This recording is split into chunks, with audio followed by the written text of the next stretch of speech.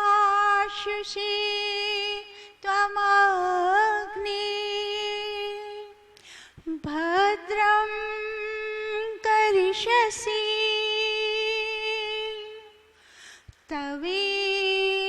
तवेत्सत्यम् अंगिरः तवेत्सत्यम् अंगिरः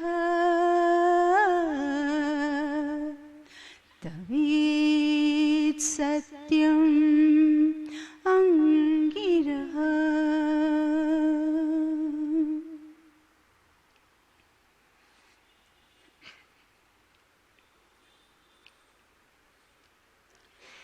चली चली रे उमर तेरी चली रे, चली चली रे उमर तेरी चली रे, चली छोड़ संसार बड़ी तेज रफ्तार, दिन रात बेसवार होके चली रे, चली चली रे उमर तेरी चली रे, चली चली रे उमर तेरी चली रे, चली छोड़ संसार बड़ी तेज रफ्तार, दिन रात बेसवार होके चली रे, चली चली रे उमर तेरी चली रे। ये न सोचा दिन चार जवानी, 4 दिन में ही खत्म कहानी हो, ये न सोचा दिन 4 जवानी, 4 दिन में ही खत्म कहानी, चाहे छोड़ घर बार बेटा बेटी और नार, जब मौत सिरहाने तेरे खड़ी रे, चली चली रे उमर तेरी चली रे, चली चली रे उमर तेरी चली रे, चली छोड़ संसार बड़ी तेज रफ्तार, दिन रात बेसवार होके चली रे, चली चली रे उमर तेरी चली रे।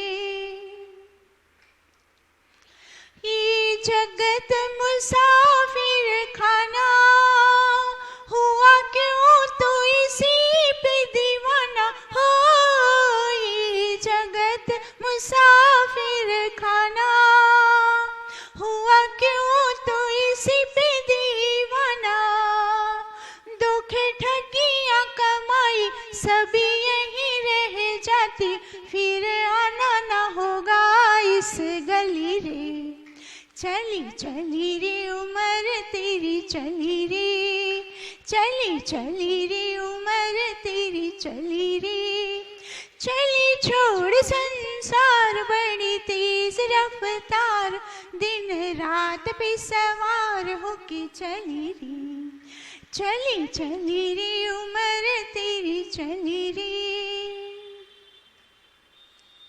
अपने मन को समझा ले, कुछ अपना आप बना ले हो, अपने मन को समझा ले, कुछ अपना आप बना ले, कर प्रभु से प्यार तेरा होगा बेड़ा पार, क्यों फिरता आवारा गली गली रे, चली चली रे उमर तेरी चली रे, चली चली रे उमर तेरी चली रे, चली छोड़ संसार बड़ी तेज रफ्तार, दिन रात बेसवार होके चली रे, चली चली रे उमर तेरी चली रे।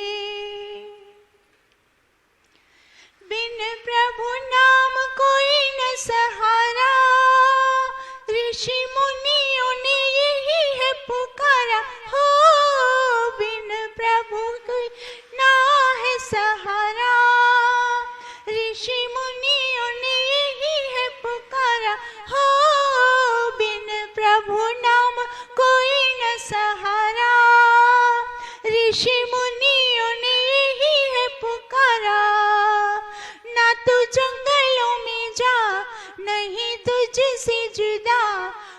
आज बात मैं बताऊं भली भली रे, चली चली रे उम्र तेरी चली रे, चली चली रे उम्र तेरी चली रे, चली छोड़ संसार बड़ी तेज रफ्तार, दिन रात पे सवार होके चली रे, चली चली रे उम्र तेरी चली रे, चली चली रे उम्र तेरी चली रे, चली चली रे उम्र तेरी चली रे।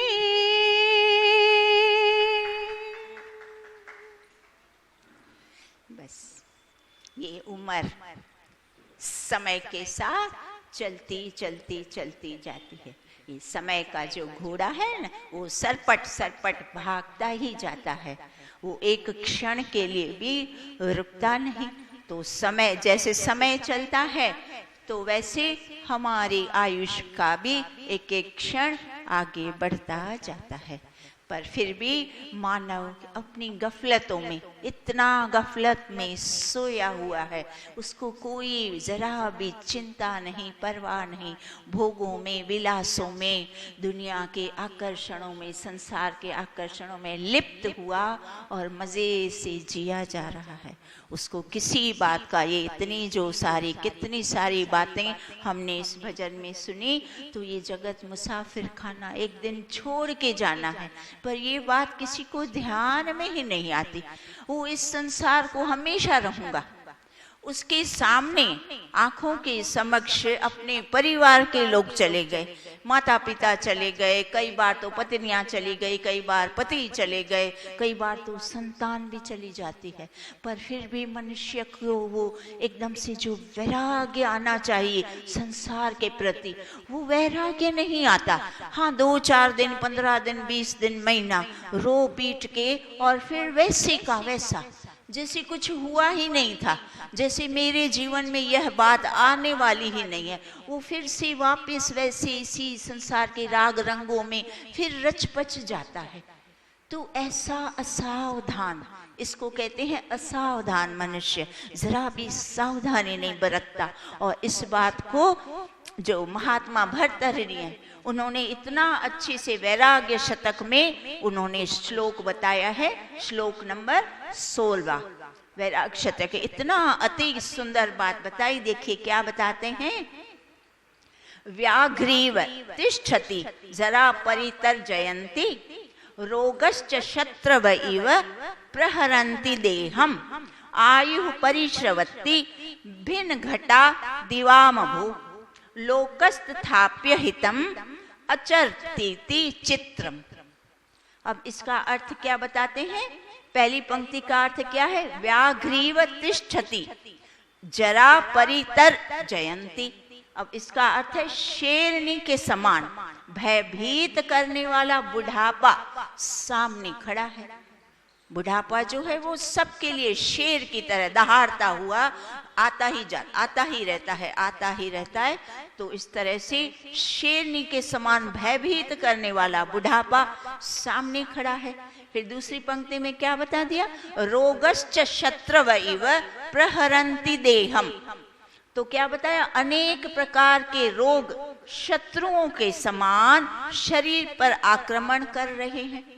अनेक प्रकार के भांति भांति आप देखिए, आजकल तो कोई न बड़ा न बूढ़ा न बच्चा न बालक, सारी उम्र बालक अभी संतान गर्भ में होती है तभी से ही वो रोगों से ग्रस्त होता है।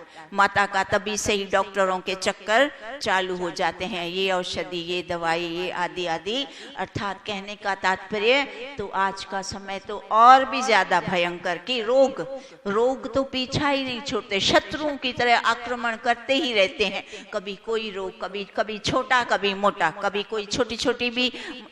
आप देखिए ये शरीर का जो ये घड़ाव है ना, कितना इस तरह का, इसको जो कहते हैं सेंसिटिव, सूक्ष्म कैसा है। एक जरा सा सिर में दर्द हो जाता है, अब ये कोई बड़ा रोग नहीं होता, सिर दर्द तो आम है, जैसे कुछ भी अनिद्रा हुई या कुछ भी पेट की थोड़ी गड़बड़ हुई, आराम विश्राम कम किया या थोड़ा स्ट्रेस हुआ तो सिर दर्द तो जैसे आम बात हो गई है, छोटों को और बड़ों को। हाँ, तो ये एक है तो मामूली छोटा सा सिर दर्द, पर आप सोचो जब सिर दर्द होता है तब आप बताओ, दुनिया का कोई करोड़पति है, बंगले हैं, गाड़ियां हैं, खाद्य पदार्थ हैं, व्यक्ति एक ही बात कहता है, परे हटा, मेरा सिर फटा जा रहा है, मुझे कुछ अच्छा नहीं लग रहा, बंद कर ये रेडियो, बंद कर ये टीवी, बंद कर ये सब, चुप करो, शांति बनाओ, मुझे मेरा सिर फटा जा रहा है, मुझे कुछ अच्छा नहीं लगता। सब विश्व के समान, वही बंगले, वही गाड़ियां, वही धन संपत्ति, वही जिसमें आप तुम रचे पचे रहते थे, एक मामूली सिर दर्द आ गया, तुम्हें सब विश्व के समान लगने लगा। बहुत अच्छी बात, पर ये सब बातें ईश्वर ने पता है क्यों, ताकि मनुष्य जो है सचेत चेतता रहे। पर मनुष्य ऐसा विचित्र प्राणी बन गया है कि इन छोटी छोटी बातों से वो चेतता नहीं है। हाँ, जब सिर दर्द था तब तक तो ये दशा थी, पर जब यूं छूटा नहीं, सिर दर्द ठीक हुआ नहीं, वही लिप्तता, वही लिपक जाता है, चिपक जाता है। संसार में तो रहना है, कमल के फूल की तरह रहो ना, रहने की कहाँ मना है। कीचड़ में उत्पन्न होता है, जरा सा ऊपर उठा हुआ, जरा सा, और कीचड़ से परे बस जरा सा ऊपर उठना है, कुछ अधिक विशेष हमें नहीं करना। जरा से ऊपर उठने का तात्पर्य पता है क्या है, इनमें इनके आकर्षणों से अपने मन को आसक्त नहीं होना। चीजों का तो उपयोग वो ही करना है, हम भी करते हैं, आपको भी करने हैं, हमने नहीं छोड़े तो आप क्यों छोड़ोगे। जब तक आत्मा शरीर के संग है तो ये तो साधन है, ये तो नहीं छूटने वाले, ये आवश्यक हैं, पर इनका सदुपयोग करना सम मात्रा में, और सदुपयोग और आसक्ति रहित, उसका सुख न लेते हुए, मात्र मैं मेरे शरीर को स्वस्थ रखने के लिए, दीर्घायु बनाने के लिए, और मैं अपनी आत्मा की उन्नति करने के लिए इस शरीर को मैं स्वस्थ रखता हूँ, अच्छा भोजन लेता हूँ, साफ सुथरे वस्त्र पहनाता हूँ, और अच्छी तरह टाइम सर उसको विश्राम कराता हूँ, सात्विक भोजन लेता हूँ। तो ये सब तो सबको लेना, पर बस लेने में अंतर कहाँ आ गया, भाव में आ गया। जो सांसारिक लोग हैं वो इसको आसक्तिपूर्ण, बस खाने के लिए जीता हूँ, जो भी आया बिना सोचे समझे, और इंद्रिय रस के चक्कर में अच्छा भोजन, फिर वो चाहे शरीर को हानि करे वो नहीं देखना, बिना सोचे समझे, क्योंकि रस के चक्कर में ना आसक्ति है। और जो विद्वान जन है, समझदार है, वो क्या करते हैं ना, बस यही अंतर है, खाते वो भी हैं, खाते आप भी हैं, अंतर इतना है, सोच के समझ के विवेकपूर्ण आसक्ति रहित होकर भाव बदल दिया। भाव बदल देने से विद्वान जन तो ऊपर से मैं बताऊं साधारण लोग से भी अच्छा भोजन करते हैं, शुद्ध घी खाते हैं, सात्विक भोजन लेते हैं, फल आदि लेते हैं, कचरा पट्टी तला भुना आदि इन चीज़ों से परे रहते हैं। उनको पता है ना इनमें तो मात्र हानि ही हानि है, तो हमारा शरीर अस्वस्थ हो जाएगा। तो और उनको रसना का तो कोई इंद्रियों को वो नियंत्रण है, रस के चक्कर में पड़े नहीं, बस ये नियंत्रण सीख गए तो शरीर भी स्वस्थ रहा, और चीज़ों का उपयोग, अच्छी वाली चीज़ों का उपयोग भी सदुपयोग करके और उसका लाभ लेना। तो इस तरह से लाभ लेना है हमें। तो हमें क्या सिखाया जा रहा है कि हमें हर तरह से समझना है। तो तीसरी पंक्ति में क्या बताया, आयु परिश्रवती भिन्न घटा दिवाम भो। अब इसका तीसरी पंक्ति का अर्थ क्या है कि ये जो फूटा हुआ घड़े में से जैसे निरंतर पानी रिसता रहता है, घड़े में जरा सा होल होता है ना, छेद होता है, तो उसमें एक टिप टिप टिप टिप करके एक एक बूंद बूंद पानी रिसती जाती है, पर इतनी छोटी सी छेद में भी इतना बड़ा घड़ा भरा है, वो कैसे रिक्त हो गया, पानी से खाली हो गया, पता ही नहीं चला। तो क्या बताते हैं, वैसे ही जो हमारी आयु है वो क्षीण होती जा रही है, पलों एक एक क्षण, एक एक पल, कैसे एक एक क्षण गुजरता है, पल बीतता है, फिर मिनट होते हैं, घंटे होते हैं, दिन होता है, रात होता है, और दिन रात के चक्कर में ये हमारी आयुष घटती जा रही है। पर मनुष्य फिर भी सावधान नहीं होता। तो चौथी पंक्ति में क्या बता दिया, लोकस्थाप्य हितम अचरतीति चित्रम। तो क्या बता दिया इसका? अहो, कितने आश्चर्य की बात है कि लोग फिर भी पाप कर्मों में लगे हुए हैं। वो जरा भी सावधान नहीं हो रहे हैं और अहित कार्य कर्मों में लगे हुए हैं। कितनी अच्छी बातें बता दी कि महात्मा जी जो अपने भर्तृहरि जी हैं, वैराग्य, उनको जबरदस्त वैराग्य था, इसलिए उन्होंने जितने भी जो श्लोक, वैराग्य शतक, उसका नाम ही है वैराग्य शतक पुस्तक का, और एक से एक बढ़कर इतने सुंदर वैराग्य उत्पन्न हो जाए, एक श्लोक के माध्यम से ही मानव वैरागी बन जाए। इतने इसमें बहुत सी सार गर्भ गहरी बातें बताई गई। एक ही देखिए, एक ही श्लोक है ना, छोटी सी 4 पंक्तियां पर पूरे जीवन का सार बता दिया ना, कितनी सुंदरता से बता दिया, अच्छी तरह से। फिर भी मानव सावधान नहीं हो रहा जरा भी। आप देखिए, जो सामान्य लोग हैं, जो सीधा सीधा डायरेक्ट अपराध करते हैं, खुलेआम धड़ल्ले से, वो क्या करते हैं? चोरियां, डाके डालना और चोरियां करना, लूटपाट करना, हत्याएं करना, हर तरह के अपराध करते हैं, दुष्कर्म करना बेधड़क। उनको किसी का, ईश्वर तो उनके ध्यान में है ही नहीं, वो तो ईश्वर को न जानते न मानते, तो उसके डर की तो कोई बात ही नहीं रही। बाकी रही सरकार, तो सरकार का भी उनको जरा भय नहीं है, क्योंकि हमारा जो दंड व्यवस्था है वो ढीली ढाली, उनको पता है पकड़ा ही नहीं जाऊंगा, बड़ा शातिर हूँ, चतुर हूँ, सियाना है, तो वो उसको तो पता है मैं पकड़ा नहीं जाऊंगा, और अगर भूले भटके पकड़ा भी गया तो कोई चिंता की बात नहीं। ऊपर से लेके नीचे तक सारी मिली भगत, एक पटे वाले से लेकर आप पूरा तंत्र देखो, वकीलों से लेके, जजों से लेके, गवाहों से लेके, क्या बताया जाए। आप सब इन चीजों से, बातों से अवगत हैं।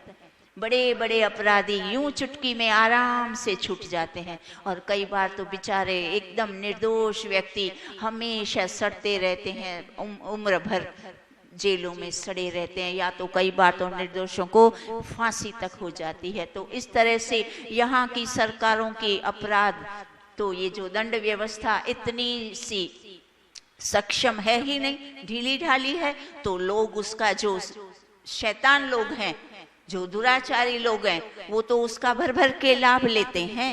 अब जो बाकी दूसरे लोग बचे हैं, जो दूसरे लोग बचे हुए हैं, जो ईश्वर को मानते हैं, धर्म कर्म को भी मानते हैं, पर फिर भी वो क्या करते हैं? वो इन स्थूल दुर्गुणों से तो बचे हुए हैं, ये बड़े बड़े अपराध वो नहीं करते, चोरियां, डाके डालना, हत्याएं करना, दुष्कर्म ना, ये सब, ये अभक्ष्य खुराक, मांस मछली आदि, दारू आदि ना, ये तो कुछ भी नहीं करते। ये सारे स्थूल दुर्गुण, ये जो सारे स्थूल अपराध हैं, जो दिखते हैं स्वयं को भी और दूसरों को भी, तो वो लोग इन अपराधों से तो छूटे हुए हैं। बहुत अच्छी बात है, इन अपराधों से वो छूटे हुए हैं। पर वो जो मानसिक अपराध हैं, जो सूक्ष्म दुर्गुण हैं, उन सूक्ष्म दुर्गुणों से तो वो भी नहीं बच पाते, वो उनको बड़ी आराम से अच्छी तरह से किए जा रहे हैं। क्यों?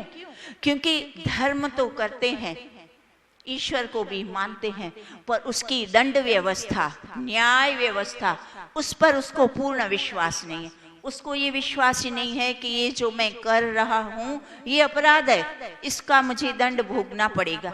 वो इसमें विश्वास ही नहीं करते। बस वो भी अभी वर्तमान में उनको सुख दिखता है, तो निंदा करना, चुगली करना, असत्य व्यवहार करना, अन्यायपूर्ण व्यवहार करना, पक्षपात करना, जो योग्य है उनको पीछे धकेल देना, जो अयोग्य भी है पर उनसे उन लोगों का स्वार्थ अधिक सिद्ध होता है। हर तरह से उनका स्वार्थ जहां सिद्ध हो रहा है उनको स्थापित कर देना। आप बताएं, तो धर्म के आड़ में, अब ये तो उन अधर्मियों से भी अधिक ज्यादा भयंकर और ज्यादा खतरनाक है। क्योंकि ये आड़ है ना, धर्म की आड़। सामान्य साधारण व्यक्ति विचारों को वो इनकी चतुराइयाँ, ये मानसिक रोग जो इनके मानसिक ये अपराध कर रहे हैं वो समझ में नहीं आते। सामान्य लोग बेचारे समझ नहीं पाते। कोई बात नहीं, ना समझे वो अच्छी बात है, हमें कोई अंतर नहीं। पर एकमात्र जो सच्ची सरकार है, जो सबसे उच्चतम सरकार है, जो न्याय पूर्ण सत्यता और न्याय से और बिना किसी पक्षपात के, बिना किसी भेदभाव के, निरंतर उनके अंदर जो उनके सारी चीजों से अवगत है, वो खुद उनसे क्या कहें तो उनको भ्रांति है कि ना ये हमारे अपराध ना तो लोगों को दिख रहे हैं ना ईश्वर को दिख रहे हैं, और हम बस अभी जैसे मजे कर रहे हैं आगे भी मजे करते रहेंगे। तो ये जो भ्रांतियां हैं, ये आज का जो श्लोक है वो यही समझाता है कि जो अज्ञानी है वो तो अज्ञानी ही है, पर जो ज्ञानवान अपने आप को ज्ञानवान समझते हैं और ज्ञानवान बताते हैं, और फिर भी मात्र सब, आज देखो चारों तरफ आप जहां दृष्टि जाएगी ना आपकी, बड़े बड़े भवनों को निर्माण करने में सब लगे पड़े हैं। बड़े बड़े भवन बन जाए, उसमें बड़ी बड़ी सारी सुविधाएं जो शहरों में है वो भी सारी उससे भी अधिक अच्छी हो जाए, बस इसी चक्करों में लगे पड़े हैं सारा समय। पूरा ध्यान फोकस कहाँ है? वो उन सुविधाओं को जुटाने में। तो ये सुविधाएं कहाँ से आएगी? इतने बड़े भवन, इतनी सुविधाएं, तो इतना ज्यादा धन चाहिए। तो इतना अधिक धन एकत्रित करना क्या सरल काम है? जो बेचारे यहाँ सारा दिन ग्रस्त व्यक्ति कमा के भी नहीं जुटा पाता, तो आप लोग कैसे तो सारा ध्यान, सारा उसका, उनकी बुद्धि बस उसी में लगी पड़ी है। उनकी बुद्धि इससे आगे सोच ही नहीं पाती, विवेक बंद हो गया है कि क्या सही क्या गलत, उनको वो पता ही नहीं चलता। योग्य कौन, अयोग्य कौन, हम ये क्या कर रहे हैं ना, उनको इन चीजों से लेना देना। एक ही बात का फोकस, अधिक ध्यान, बस अधिक अमीर लोगों से जुड़े और जो हमें लाभ दे रहे हैं उनको आगे लाएं, वो उनको मंच दें, उनको माइक दें, आप हमारी प्रशंसा करो। और बस यही चल रहा हर जगह, कोई एक स्थान बाकी नहीं रहा। तब थोड़ी सी मनुष्य के अंदर निराशा सी उत्पन्न हो जाती है। हे प्रभु, मनुष्य जाए तो कहाँ जाए? संसार में तो ये सब है, फिर जो धार्मिक स्थल है वहां भी अगर यही सब होगा तो बेचारा मानव तो टूट जाएगा ना। पर जो सच्चा ईश्वर भक्त है, फिर भी सच्चा ईश्वर भक्त को ईश्वर अपने सहारे से खड़ा रखता है। पता है कैसे?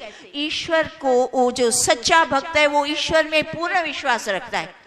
वो जानता है कि ये चाहे कि पूरी दुनिया एक तरफ, पर मेरा जो ईश्वर है न्यायकारी, वो मेरे अंदर बैठा है। वो मेरी हर एक छोटी सी छोटे विचार से, सोच से, मेरी हर एक बात से वो अच्छी तरह से वाकिफ है, वो सब जानता है।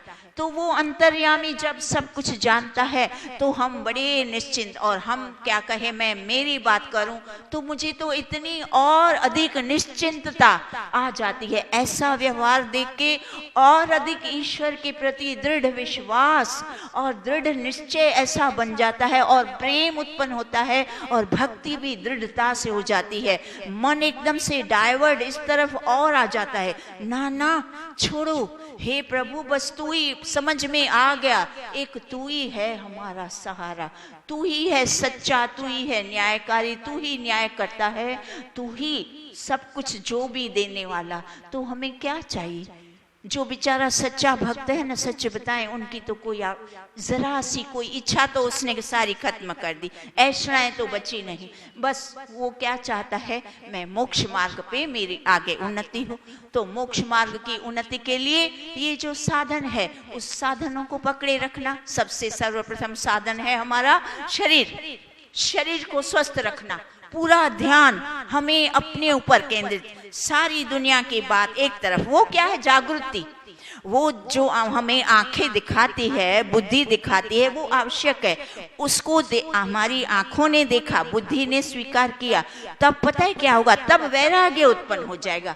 ऐसी चीजें हमारे लिए और ऊपर से लाभदायक हैं। ऐसे व्यवहारों से मानव को, जो सच्चा भक्त है, उसको और वैराग्य उसका और अच्छा पक्का हो जाता है, दृढ़ हो जाता है। पर वैराग्य से अपर वैराग्य, इस तरह से उसकी उन्नति हो गई। लो कर लो, अच्छा लाभ हो गया। उन्होंने सोचा था हानि करेंगे, पर हमारा तो उसमें से भी जो अच्छी सोच वाला होता है, जो सकारात्मक सोचता है, वो वहां से भी यह सोच लेके आता है, कोई बात नहीं, अच्छा हुआ, मेरी तो उन्नति ही हुई, मेरा वैराग्य और दृढ़ हो गया, मैं मोक्ष मार्ग में और थोड़ा आगे बढ़ा। तो इस तरह से हमारा लाभ है। तो हमें इस तरह से समझाते हैं। जो आज का हमने श्लोक किया, उस श्लोक के एकदम अनुरूप बहुत सुंदर बात हमारे जो गौतम महात्मा बुद्ध थे, वो बुद्ध महात्मा अपने शिष्यों को एक कहानी सुनाया करते थे। क्योंकि ऐसी स्थिति मानव की तो हर समय हो जाती है। मानव क्या पता क्यों अपनी मृत्यु को भूला रहता है, और इसीलिए ऐसे बेकार के कर्मों में, मानसिक और हर तरह के दुर्गुणों में वो फंस जाता है। तो इसीलिए महात्मा बुद्ध एक कहानी इनको, अपने शिष्यों को सुनाया करते थे। तो एक कहानी क्या बताते हैं, वो ये कहानी बताते थे कि एक व्यक्ति था जिसको किसी ने बता दिया कि जंगल में हीरे की खान है। तो वो जंगल में गया दौड़ लगाता हुआ, और उसको हीरे की खान को पहले तो ढूंढूंगा, फिर प्राप्त करूंगा। तो जंगल की ओर दौड़ा, तो दौड़ रहा था, तो उसके जंगल में पीछे एक शेर भागा लगा। जब उसको पता चला तो उसकी तो दौड़ और तेज हो गई। हीरा वीरा तो सब उसको कहीं भूल गया और एकदम तेज भागने लगा। तेज भागता भागता भागता आया तो सामने देखा एक बहुत बड़ा गड्ढा। अब और आगे का रास्ता बंद। अब पीछे तो जा नहीं सकते क्योंकि शेर लगा है, और आगे का रास्ता बंद। अब क्या करे, गड्ढे में देखा, नजर दौड़ाई तो पेड़ था और उसकी शाखें, जड़ें लटक रही थी नीचे की ओर। तुरंत उसने वो शाखों को, जड़ों को पकड़ा और उसके सहारे वो खड़ा हो गया। और जब देखता है, दृष्टि देखी, ऊपर देखी तो देखा हाँ शेर भी वहां तक पहुंचा है और मेरी प्रतीक्षा कर रहा है कि ये कब बाहर निकले और मैं अब इसको अपना ग्रास बनाऊं। फिर नीचे उसकी नजर गई तो देखता है कि एक काला नाग, वो भी राह देख रहा है कि मुझे मौका मिले और इसको डस डालूं। और थोड़ी इधर उधर नजर गई तो देखा जो चूहे हैं, वो चूहे भी इसकी, मैं जो जिस जड़ पे हूँ वो उसको भी काटे जा रहे हैं। फिर ऐसे थोड़ी जरा सी दृष्टि ऊपर गई तो क्या देखा कि पेड़ के ऊपर वो मधुमक्खी का छाता है, और छाते से वो जो मधुमक्खियों ने मधु बनाई है तो वो मधु की बूंदें गिर रही है। तो उसने क्या किया, अपनी जीभ ऐसे जीभ फैला दी। तो जीभ बाहर फैला दी तो मधु की जो शहद की बूंदें उसके जुबान पर, मुंह पर गिरने लगी, और वो मधु की इस मधुरता में वो सब कुछ भूल गया। ये अपने इस जीवन की इतनी सारी भयंकर समस्याएं, शेर, नाग और वो जो चूहे काट रहे हैं, सब कुछ भूल गया। ये अपनी वासनाओं में वो सारे जीवन की सारी समस्याएं भूल गया, अपने मृत्यु को भूल गया, मृत्यु के भय को भूल गया। पर फिर भी वो शेर जो है वो तो खड़ा ही है, और जो चूहे हैं वो तो जड़ काटे ही रहे हैं। ये चूहे क्या है, ये रात और दिन चूहे हैं जो समय को काटे जा रहे हैं, तो मनुष्य की आयु कटती जा रही है। ये शेर क्या है, ये अभी हमने श्लोक में वही सुना, जो बुढ़ापा, वो बुढ़ापा तो हमें धमकाता हुआ हमारे तरफ आगे आ ही रहा है, धमकाता हुआ।